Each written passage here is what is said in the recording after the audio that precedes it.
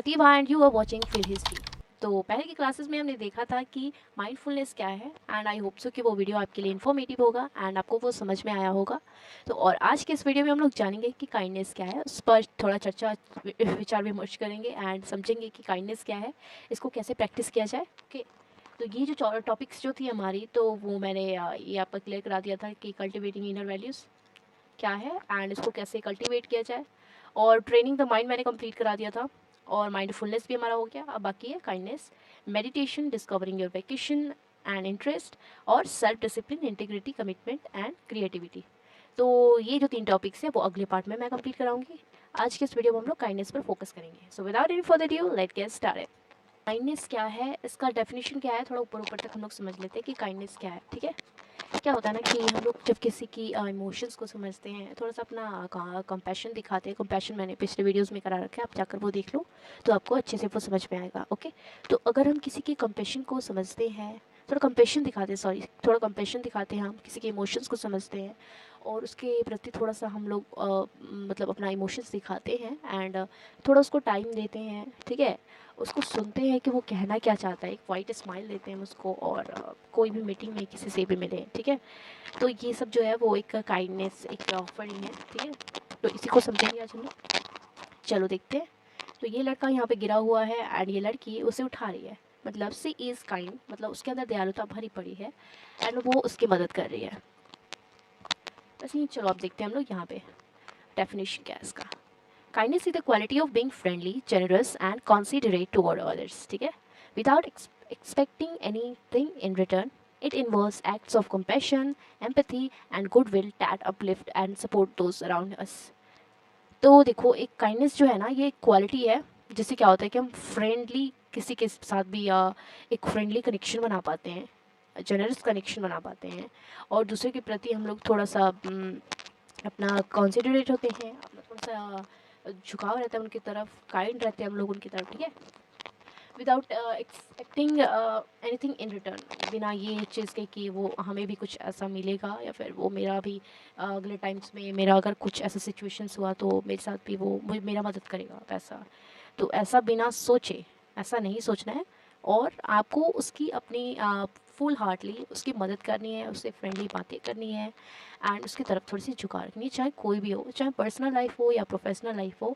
Ethics सभी जगह apply होता है। ठीक है, इसे लाइफ में अप्लाई करो। It involves act of compassion, empathy and goodwill that uplift and support those around us. इससे क्या होता है कि कंपेशन हमारा बिल्ड होता है। इसमें हमारा कंपेशन जो मैंने पढ़ा रखा है आपको, आप वो टॉपिक देख लो, वरना आपको कंपेशन समझ में नहीं आएगा कि कंपेशन है क्या, कंपेशन। ठीक है, तो जो पढ़ लिया है उसको तो समझ में आ रहा होगा कि कंपेशन क्या है। तो इसमें क्या होती है कि हमारी कंपेशन जुड़ी होती है और एम्पैथी हम थोड़ा सा दिखाते हैं और अपने थोड़ी गुडविल्स दिखाते हैं, जिससे क्या होता है कि हम दूसरे को सपोर्ट दे पाते हैं, या फिर जो भी हमारे आसपास है, जो हमारे सराउंडिंग्स में है। ठीक है, जैसे आपके नेबर वगैरह हो गए, या फिर भाई बहन है, या फिर कोई भी हो, रिश्तेदार हो, या फिर एनी पर्सन, आप सभी के साथ काइंड रहो, सभी के साथ काइंडनेस दिखाओ एंड ऑफ कोर्स आपको भी रिटर्न में मिलेगा। बट आपको सोचना नहीं है, आपको ये सोच कर नहीं हेल्प करनी है, आपको मिलेगा ऑफ कोर्स। तो देखते हैं कि काइंडनेस को कैसे हम लोग बिल्ड कर सकते हैं, प्रैक्टिस कर सकते हैं। ठीक है, तो कंपैशनेट एक्शन, तो जो हमारी कंपैशनेट एक्शन है उसको प्रैक्टिस करके हम काइंडनेस को बिल्ड कर सकते हैं। तो चलो देखते हैं कंपैशनेट एक्शंस क्या होते हैं। Kindness is demonstrated through thoughtful actions that seek to alleviate the suffering of difficulties of others. It involves showing empathy and understanding towards their struggles and offering support in times of need.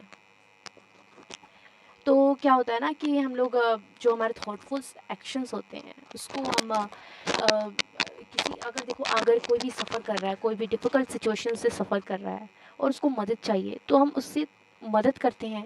अगर किसी को empathy की ज़रूरत है तो हम उसे empathy दिखाते हैं, उसे समझते हैं, उसकी फीलिंग्स को समझ सकते हैं, उसके स्ट्रगल्स को समझते हैं हम लोग, एंड उसे अगर सपोर्ट की ज़रूरत है तो हम उसे सपोर्ट करते हैं, अगर उसे टाइम की ज़रूरत है उसे टाइम हम लोग देते हैं, और ये टाइम टू टाइम चीज़ें होती हैं। ठीक है, तो आपको काइंड रहना है दूसरे के प्रति, थोड़ी एम्पैथी दिखानी है, थोड़े से कंपैशन दिखाने हैं एंड उसको समझना है, उसके सिचुएशंस को समझना है, क्योंकि एथिकल होना, नैतिक होना यही हमें दर्शाता है। ठीक है, सेकेंड है अपना एम्पैथेटिक लिसनिंग। तो एम्पैथेटिक लिसनिंग क्या होता है, ये आप कमेंट में बताना इसका हिंदी। ठीक है, मुझे तो पता है, मैं आपसे जानना चाहती हूँ कि आपको मालूम है या नहीं। चलो, ये मैं आपको सिर्फ इतना बता देती हूँ कि ये रिलेटेड टू एम्पैथी है। अब सोचो क्या होता है इसका हिंदी, देखते हैं ये क्या है।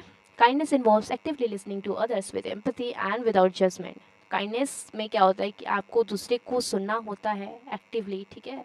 ये नहीं कि आप सोच रहे हो कि उसके बाद में अगर ये बोल रहा है अभी, तो मुझे इसके बाद इसको क्या बोलना है, मैं क्या बोलूँगा, ठीक है। ऐसा नहीं करना है, आपको उसको ध्यान से सुनना है। वो जो भी बता रहा है, जो भी अपना इमोशंस, जो भी sorrow दुख वगैरह, जो भी चीज़ें हैं, हैप्पीनेस वगैरह है, वो उसको सुनो, वो क्या बोलना चाहता है, देन आपको समझ में आएगा, ठीक है।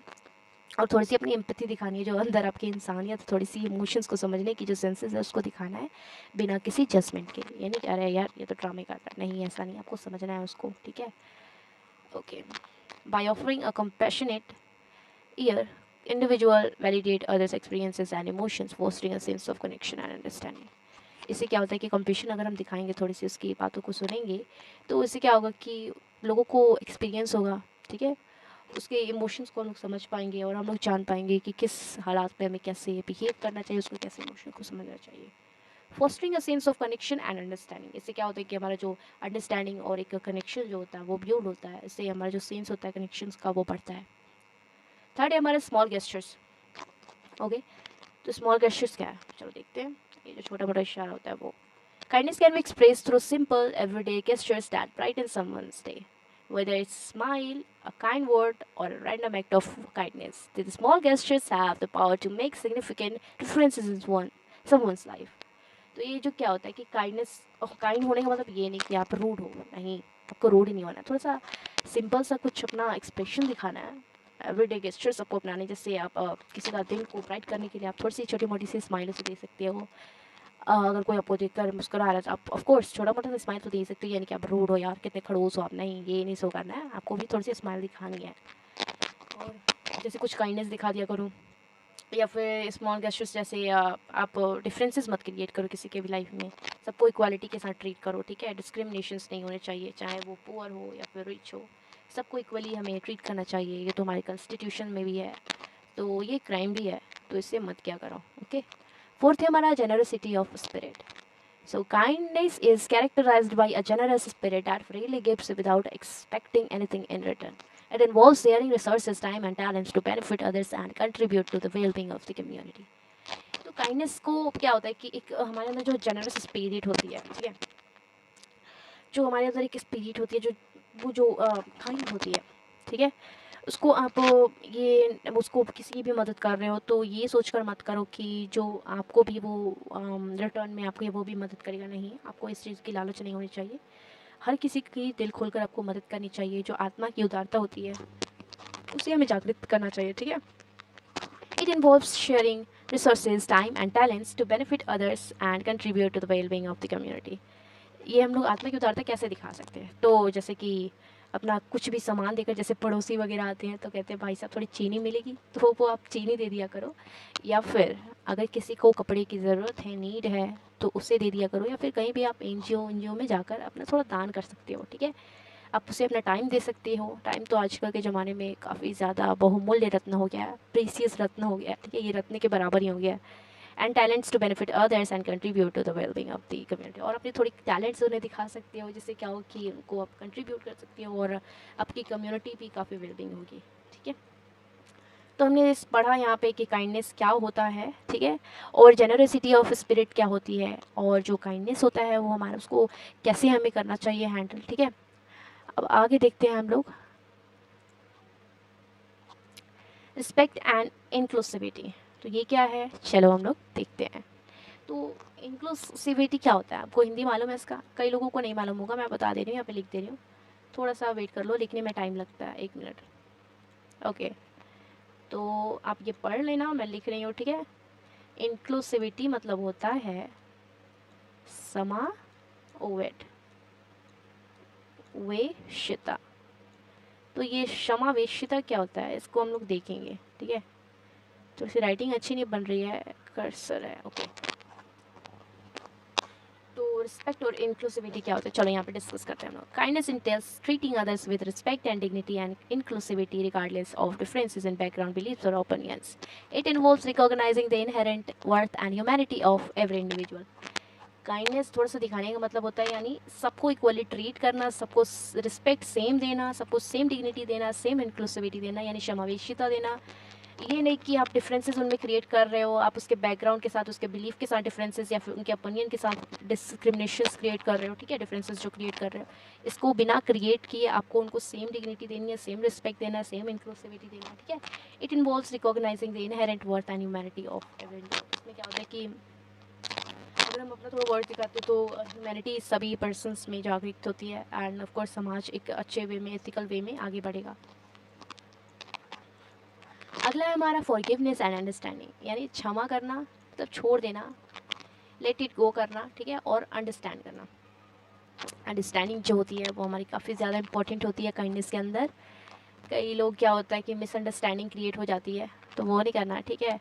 काइंड रहना है हर एक के प्रति एंड बहुत सारी जो हमारे प्रैक्टिसेस होती हैं उसमें इन्वॉल्व। देखो चलो देखते हैं हम क्या है। Kindness involves practising forgiveness and understanding toward others shortcomings and mistakes. By offering grace and compassion, individual foster healing and conciliation in relationships.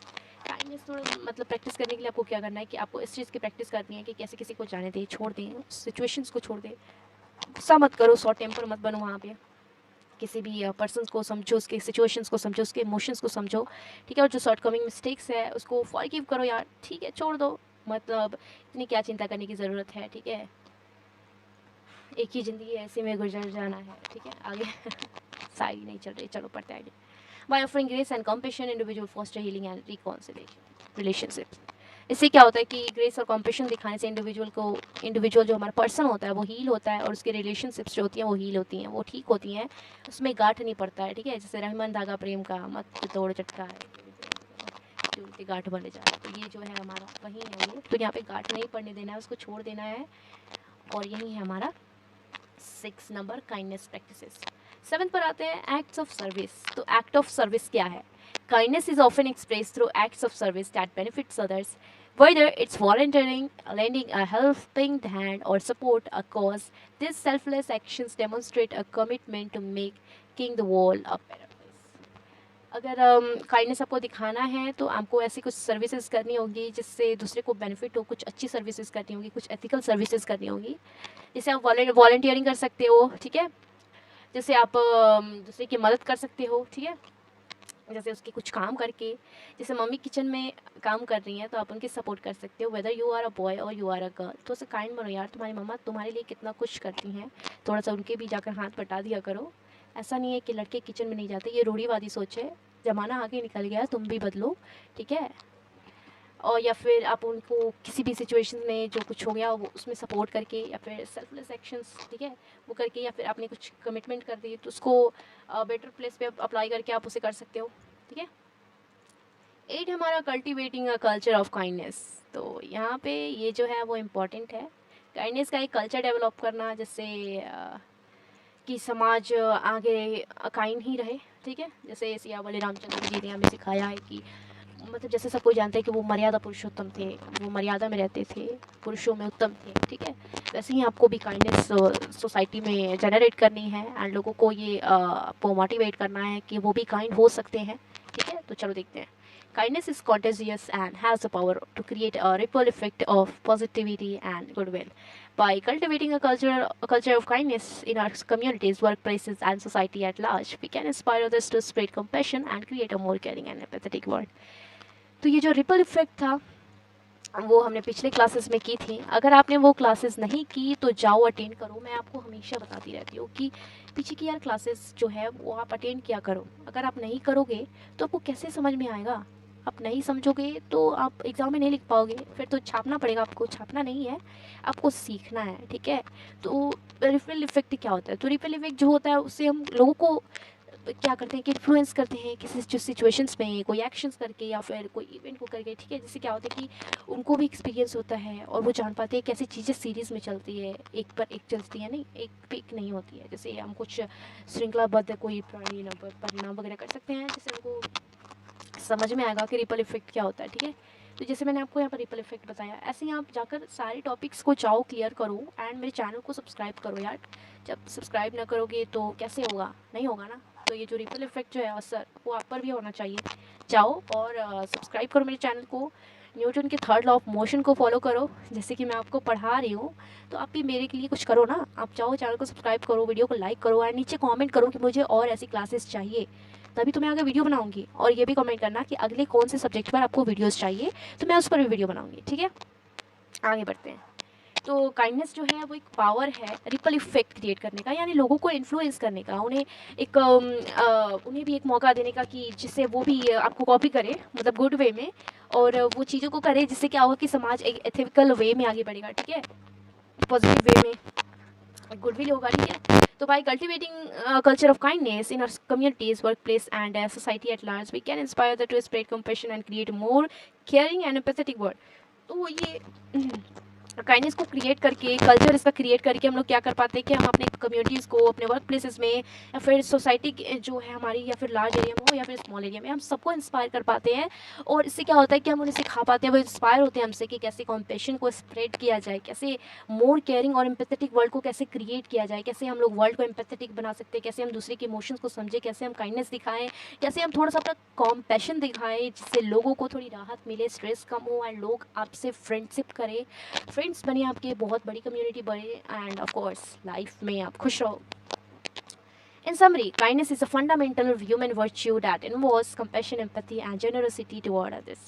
By practicing kindness in our daily lives, we can make meaningful differences in the world and foster stronger, more compassionate communities. तो ये जो kindness है हमारा, उसमें क्या होता है कि कंपैशन इन्वॉल्व होता है, एम्पैथी इन्वॉल्व होता है, थोड़ी जेनरसिटी होती है, दूसरे को हम लोग समझते हैं।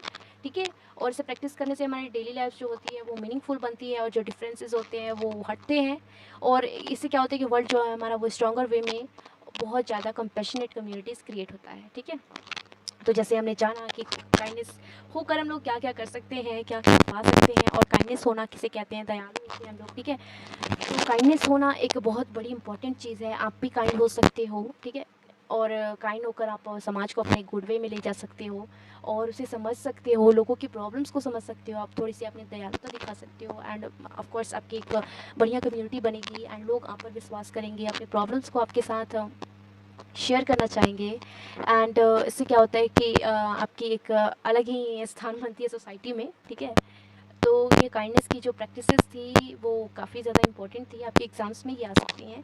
तो एक हम लोग बात करें कि काइंडनेस जो होता है वो आप दयालु होते हो किसी की तरफ, आप उन्हें थोड़ी सी अपनी इमोशंस दिखाते हो, आप उन्हें समझने की कोशिश करते हो, एंड आप वो हर चीज़ें करने की कोशिश करते हो जिससे वो लोग जो होते हैं वो आपसे इंस्पायर होते हैं, एंड वो सेम चीज़ें वो भी ट्राई करते हैं करने की। ठीक है, जैसे आप किसी की मदद कर सकते हो, किसी चीज़ में वॉलंटियर कर सकते हो, या फिर उनकी मदद कर सकते हो। ये जो एक काइंडनेस है ना, वो एक तरह का साइंस ही है। ठीक है, और ये लाइफ में इसे अपनाना बहुत ज़्यादा ज़रूरी है। आप इससे क्या होगा कि एक समाज गुडफुल वे में बिल्ड होगा। ठीक है, तो हमें खुद से भी थोड़ा मदद करना चाहिए लोगों को। ठीक है, उदारता थोड़ी अपनी दिखानी चाहिए। जैसे जीन चेकिस रूसी का कहना है कि उदारता से बड़ा बुद्धिमानी और क्या हो सकता है। ठीक है, ऐसे ही हम लोग कहते हैं कि जब जब हम संघर्ष करते हैं तो इस बात को हमें समझना चाहिए कि उदारता की शुरुआत कहाँ से होती है और कैसे होती है, एंड शुरुआत होती भी है या नहीं। ठीक है, तो काइंडनेस का एक अलग ही डेफिनेशन होता है, अगर आप अलग अलग प्लेसेस पर रखोगे काइंडनेस का तो वो अलग होगा। ठीक है, ये अब जैसे कहली गिब्रान जो है हमारे, वो उनका कहना है कि उदारता जो है वो एक बर्फ़ की तरह होती है, और वो हर उस चीज़ को सुंदर बना देती है जिस पर वो पड़ती है।